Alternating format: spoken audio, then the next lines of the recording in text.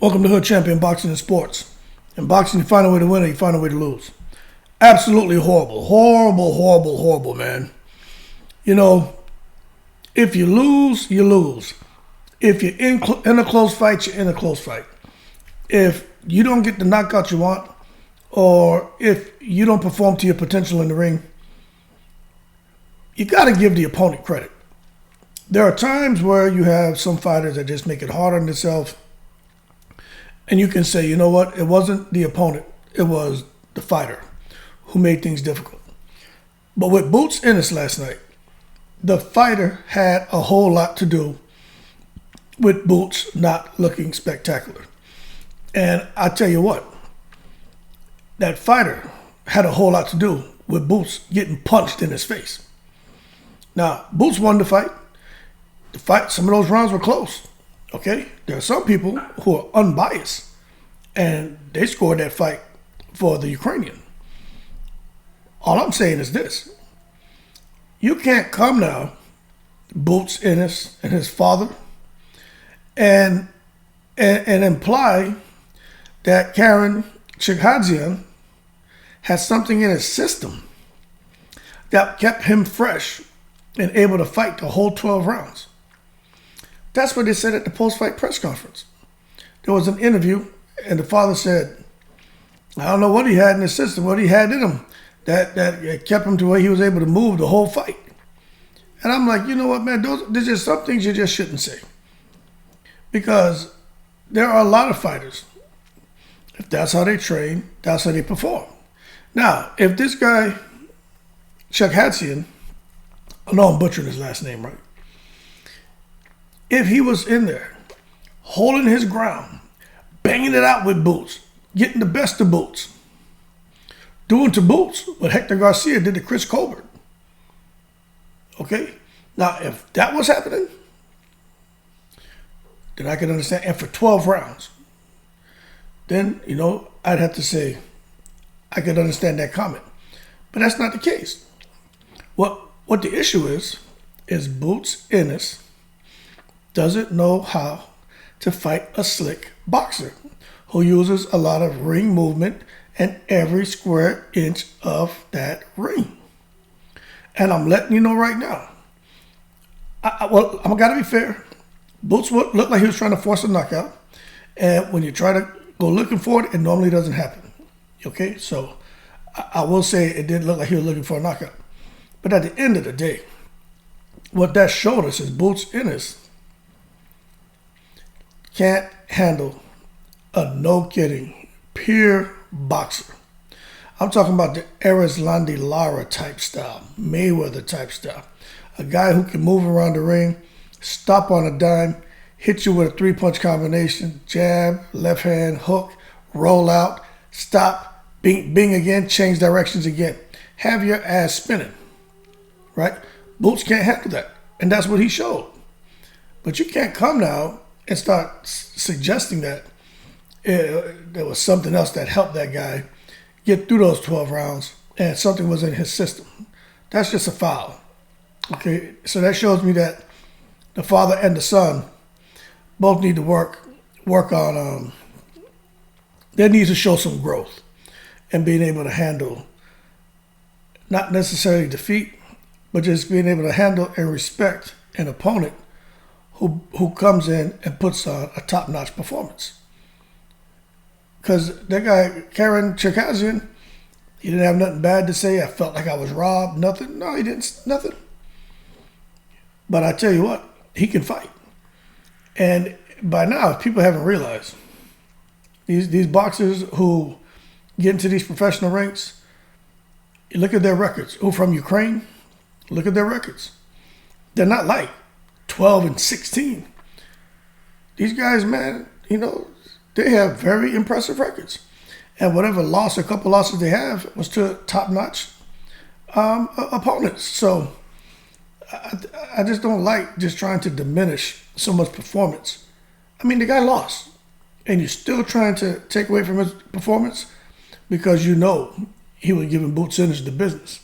Now, there's some people who are like, what fight were you watching? Boots was dominating. I didn't say the guy won the fight. But he was touching Boots Ennis up. That's a fact. Boots Ennis' head was, on a couple of those rounds, his damn head was flying all over the place. Because he just wasn't, the guy was able to move laterally, but stop on the dime and fire off. Miguel Cotto was another one who was able to do that. Erislandy Lara, Mayweather. There's a lot of guys who are just pure boxers who are able to get those kind of shots off. And when a guy's not expecting it and you get hit with something like that, it has like double the effect.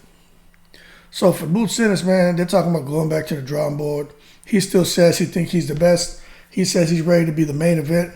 He feels that he has a large enough support base to where he can go out here and, sell out arenas. I'm going to tell you this, right? Boots Ennis needs to hold his horses. He's going to have to build some of that momentum back up, right? That man definitely needs 2 to 3 fights. He may need 4 to really get his momentum going again and to just get the boxing community to say, you know what happened out there on that Tank Davis Garcia undercard, that was a fluke. He was excited, caught up in the moment, trying to force a knockout because he wanted to look spectacular, and it didn't work out for him. Come back, be the great fighter, the great boxer that we know he is, and just let the fight come to him. But at the end of the day, Boots Ennis is a good fighter. He's not special. He's not special. And I've been saying that, and I'm going to keep saying that. But don't just listen to the fact I'm saying he's not a special fighter. I'm telling you he's a good fighter. And I said this in the video I recently did. I'm going to say it again real quick. When we're watching fighters in the ring, no matter what weight division, sometimes you see a fighter doing something, and you're like, you know what? This guy is special. You know what I'm saying? You see them do something, or they're doing something consistently where you're like, it's going to be hard to beat them. And with Boots Ennis, I've never seen that about him at all. You've seen it with Tank. At a time, there was Adrian Broner. Okay? You see, there's something there. With Danny Garcia, there was something there. With Keith Thurman, there was something there when they got in the fights. They figured things out, and they're able to get guys out of there. Now, of course, we peel it back and go back to that era right before this current era, talking about Mayweather, Cotto, Mosley, De La Hoya, even Zab Judah, right? You could just see, like, it's going to be hard for someone to even get out of the first 4 rounds with these guys because there was something, it's a quality they possess. And with Boots Ennis, I just don't see that. And even now, I don't see that. He's a good fighter, but he's not spectacular. He's not special. Now, is he going to win a title at 147? More than likely, because I don't think Spencer's going to hold on to the titles much longer. He's killing himself to make 147.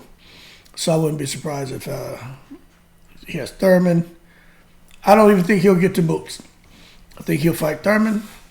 He may or may not fight. Matter of fact, right now, let me stop because I keep forgetting. In case you guys didn't know, Stanley Eunice and Ortiz, that fight's not happening no more. Stanley Eunice, I got to go and pull it up and see, but there's something happened to him, man. He has some kind of condition, so they're saying the fight's been moved back a couple months. But I don't think that's going to hold. I think you may see this guy here, Boots Ennis. If his dad loves him, he won't put him in there with Terrence Crawford, but he may just throw him in there with Terrence Crawford. You may see Boots Ennis and Terrence Crawford next if, Stanley Eunice and Ortiz can't sort their stuff out. Because remember, that Victor Ortiz was the mandatory to Crawford because he was going to fight for that WBA title. He can't be the mandatory still over in the WBO and then be over there fighting the WBA and potentially winning that title. It's just not how it works. But now that's all falling apart. Victor Ortiz may be the guy getting in that ring with Crawford. And if it's not Victor Ortiz and he still wants to wait to fight Stanley Eunice, hey, Boots Ennis may be that guy. He may get the call. But that being said, I don't know. We'll have to wait and see. But long story short, Boots Ennis, good fighter, not great. I don't think he should get in there with Terrence Crawford. No matter how much Boots says, he fights to the level of his opponent. That right there is BS, man. If you're getting there with someone who doesn't belong in the ring with you, you're supposed to get him out of there. Don't come telling me you fight to the level of your opponent. That's complete madness. But that being said, y'all leave your comments below and let me know what you think. But I just think a guy like Crawford can put on a Mayweather-Erislandy Lara type boxing performance. A masterclass if he chooses to. And if Crawford gets in there with Ennis, he's doing that. Ennis is in bad trouble because Crawford is, no kidding, a boxer puncher. And Ennis will get knocked out. But that being said, more to come on the next move for Ennis, more to come on Crawford's next fight, more to come on everything now because everything's just up in the air again. I got to do a video on that to catch y'all up to speed. But anyway, y'all keep cool. Shout out to the veterans, people from all 7 continents. In the breeze.